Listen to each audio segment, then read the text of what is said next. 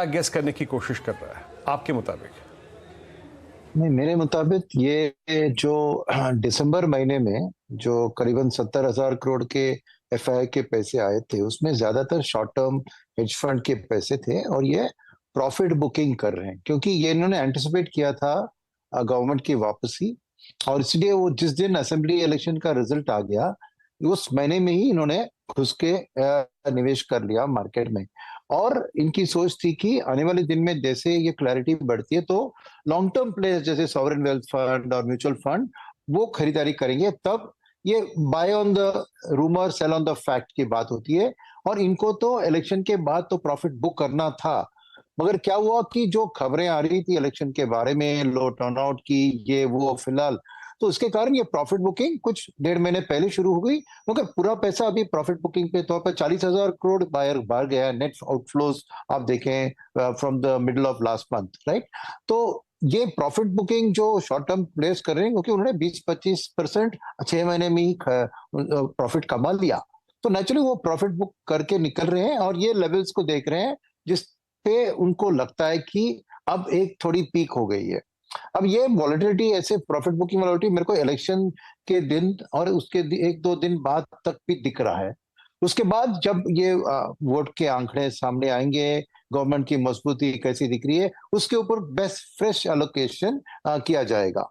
तो मेरे ख्याल में ऐसी जो 2 दिन के पहले जो बूस्ट हुआ था क्योंकि आरबीआई की डिविडेंड आई थी, तो नेचुरली फिस्कल डेफिसिट की जो गवर्नमेंट ने प्रॉमिस किया था वो फुलफिल होती हुई दिख रही है। तो एक कंफर्ट आया, तो थोड़ा बहुत एक बाइंग आया था, इसलिए थोड़ी रैली थी। मगर वैसे देखें, मैं मेरे को टिल इलेक्शन ये वॉलेटिलिटी जारी रहेगी, यही मेरा सोच है। और लॉन्ग टर्म कैपिटल जो एक फर्म कमिटमेंट से आएगा वो इलेक्शन के बाद वाला डायरेक्शन देखकर ही आएगा अंदर। बेसिकली 2-3 ट्रेडिंग सेशंस और वो volatility hopefully will come to an end. Sunil ji, लेकिन यहाँ से आगे आप लोग अपने आप को कैसे पोजीशन कर रहे हैं? इस समय क्या फाइनेंशियल्स पर ज्यादा जोर दिया जाएगा, कंसिडरिंग बैंकों में वो पूरा एक्शन बनता हुआ दिखाई दिया है पोस्ट आरबीआई की बात वीरू ने मेंशन की, और वो लार्जली थोड़े से साइडलाइंस पर रह गए थे जहां पर बाकी पूरे मार्केट ने आउट परफॉर्म भी किया।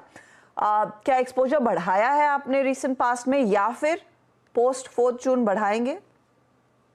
नहीं, आई थिंक बैंकिंग में तो हम बढ़ा ही रहे हैं क्योंकि देखिए क्या हो रहा है ना, इनफ्लोज जो म्यूचुअल फंड को आ रहे हैं और हमारी म्यूचुअल को भी ज्यादातर मिड एंड स्मॉल कैप में आ रहे हैं, यानी ब्रॉडर मार्केट फंड्स में आ रहे हैं, flexi cap, large and mid cap, small cap.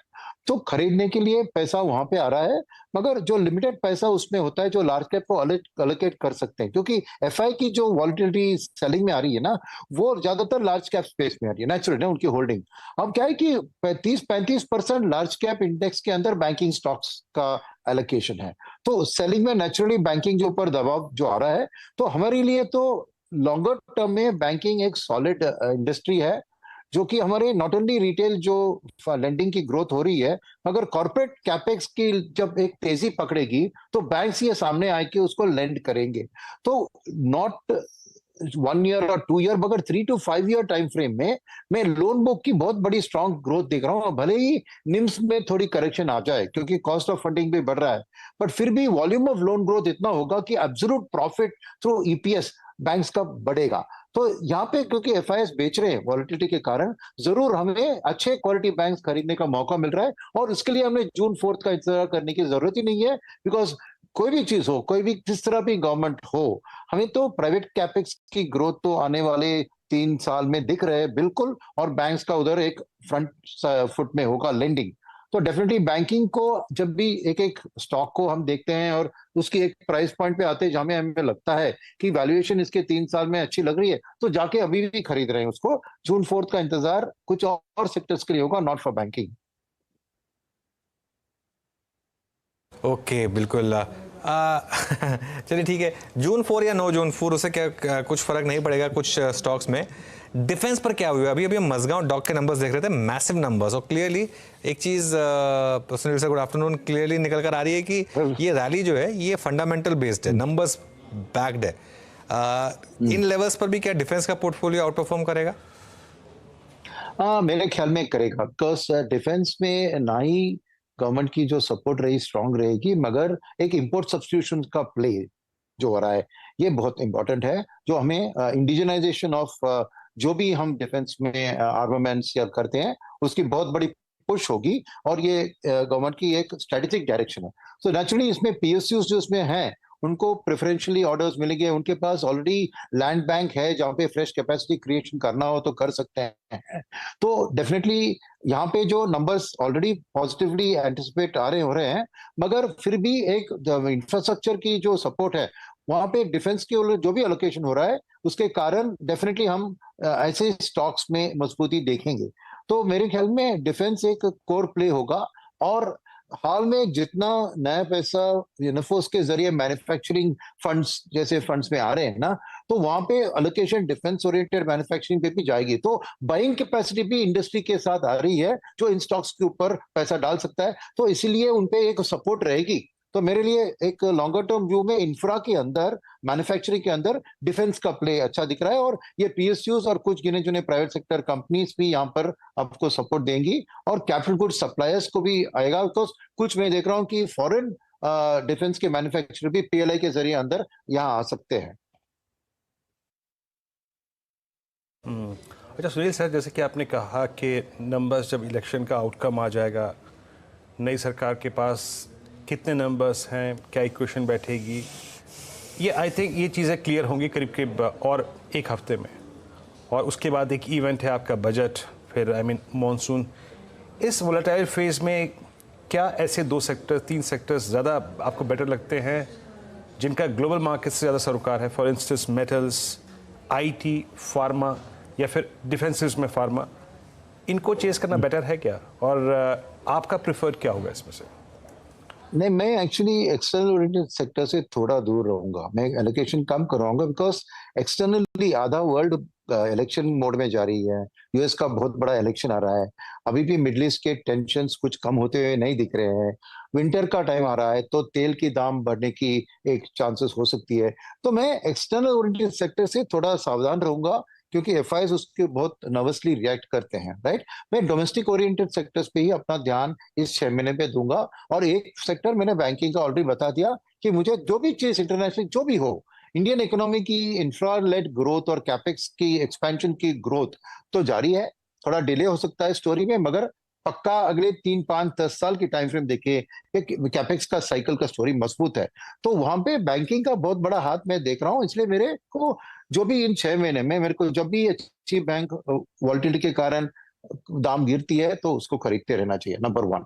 Number 2, जैसे मैंने कहा डोमेस्टिक ओरिएंटेशन में इंफ्रा का प्ले, डिफेंस प्ले, मैन्युफैक्चरिंग का प्ले एक ओपन बुक है, एक स्टोरी है जो सबको पता है, क्योंकि इतना डेटा आ चुका है, इतनी स्टोरीज हुई है, तो ऐसे कोई व्यक्ति नहीं है जिसको इसके बारे में पता ना हो, इसलिए वहां पे ऑलरेडी वैल्यूएशन थोड़ी बढ़ चुके हैं। मगर कंजम्पशन की स्टोरी इंडिया में उतनी मजबूती से बढ़ी नहीं जितनी पोस्ट कोविड फेज में आशा थी, और इसीलिए वहां पे वैल्यूएशन उतना बड़ा नहीं है, क्योंकि मार्केट की ध्यान इंफ्रा की ओर ज्यादा चली गई है। मगर मेरे लिए इकोनॉमी में ये पर कैपिटा इनकम की जो ग्रोथ हो रही है उसका इम्पैक्ट कंजम्पशन के ऊपर जरूर दिखेगा। मैं ब्रॉडर कंजम्पशन की बात कर रहा हूँ, खाली एफएमसीजी नहीं, कंज्यूमर ड्यूरेबल्स की बात कर रहा हूँ, ऑटो सेक्टर की बात कर रहा हूँ, और हाउसिंग की बात कर रहा हूँ। ये कुल मिला के जो डिस्क्रिशनरी कंज्यूमर वाला सेक्टर मुझे अच्छा लग रहा है, और ये डोमेस्टिकली ड्रिवन है। जैसे मैंने कहा फिल्टर मेरा होगा डोमेस्टिक, जहां पे डोमेस्टिक की ज्यादा एलोकेशन है वहीं पे मैं बाइंग भी करूंगा। तो इस हालत में मेरे लिए बैंकिंग एंड फाइनेंशियल सर्विसेज और कंजम्पशन शायद अगले 6 महीने में एलोकेशन बढ़ाने के लिए यहाँ पे मौका मैं देखूंगा, यहाँ के वैल्यूएशंस का कंफर्ट आता है और थोड़ी बहुत करेक्शन वॉलिटिलिटी आती है तो उसी में खरीदारी करूंगा। इंफ्रा में मैं होल्ड करूंगा अपनी पोजीशंस को और वेट करेंगे कि स्टोरी कैसे डेवलप होती है। एक्सटर्नल से मैं थोड़ा सावधान रहूंगा। एक्सटर्नल से आप ज्यादा सावधान हैं, डोमेस्टिक स्टोरी पर ज्यादा फोकस। अच्छा, इस डोमेस्टिक स्टोरी में वो consumption has a very broad area, तो इस समय आपको किस तरह के कंजम्पशन प्लेज अच्छे हैं? क्या वो ऑटो एंसिलरी के तौर पर आ रहे हैं, क्या वो हाउसिंग एंसिलरी वाले स्टॉक्स हैं? कहां पर आप लोगों ने शायद पोजीशनिंग बढ़ाई है? क्योंकि आई एम श्योर नंबर्स के तौर पर भी हमने देखा है कि परफॉर्मेंस कुछ पॉकेट्स में बहुत स्ट्रांग रहा है, तो उसमें से भी आप लोगों ने कुछ पिक किए होंगे। देखिए, ऑटो के नंबर्स टू व्हीलर और पैसेंजर व्हीकल्स के अच्छे आ रहे हैं, तो वो हमारी कॉन्फिडेंस जो थी उसमें उसको सपोर्ट कर रहे हैं। कंज्यूमर ड्यूरेबल सेगमेंट में मैं ये समर का एक ग्रोथ एंटिसिपेट कर रहा हूँ, राइट। ये मई जून जुलाई के जो आंकड़े आएंगे अगले क्वार्टर में जब रिजल्ट्स आती हैं, तो मेरे ख्याल में कंजम्पशन में एक बूस्ट देखना चाहिए, बिकॉज कंज्यूमर ड्यूरेबल्स की प्रोडक्शन डबल डिजिट में बढ़ी है, यानी प्रोड्यूसर्स एंटिसिपेट कर रहे हैं बहुत बड़ा डिमांड, और उनको एक ग्राउंड लेवल फीडबैक आया होगा, इसलिए फ्यूचर की एक एक्सपेक्टेशन है। तो मेरे लिए कंज्यूमर ड्यूरेबल्स एक की सेक्टर है। हाउसिंग का भी देखिए, जितना भी हाउसिंग के प्राइसेस बढ़े, जितना भी ईएमआईस बढ़े, फिर भी सेल्स मजबूत और स्ट्रांग दिख रहे हैं। ये इंडिकेट करती है लोगों की दिलचस्पी अभी भी घर खरीदने में, और उसका इम्पैक्ट जहां पे होगा ना, नेचुरली सीमेंट का प्ले और स्टील का प्ले हाउसिंग के साथ जुड़ा हुआ होता है। तो हम हाउसिंग एंसिलरी की बात करें, मेरे को सीमेंट, बिल्डिंग मटेरियल, स्टील में मैं ध्यान दूंगा क्योंकि वो मजबूत लग रही है। और सिमिलरली ऑटो के अंदर एक इंटरेस्टिंग जो सस्टेनेबिलिटी वाली स्टोरी है ईवी के थ्रू, वहां पे जो ईवी का बैटरी या फिर पूरी इकोसिस्टम होती है ना, वहां पे एक कैपेक्स का खर्चा बढ़ेगा। तो मैं उसी के ऊपर भी ध्यान दूंगा कि कौन सी कंपनियां अपनी आईसी इंजन से ईवी में शिफ्ट कर रही है, क्या कैपेक्स उधर लग रहा है, बैटरी स्टोरेज की, चार्जिंग इंफ्रास्ट्रक्चर की, ये सब उभरते हुए स्टोरीज मेरे को ऑटो के अंदर ये एंसिलरी वाली बात अच्छी लग रहे हैं। अभी भी मेरे को एंसिलरी एंसिलर्स जो एक्सपोर्ट में होते हैं उसमें भी थोड़ा सावधान रहूंगा, बट डोमेस्टिकली ओरिएंटेड एंसिलरी जैसे मैंने कहा उसमें भी हम ध्यान देंगे ज्यादा।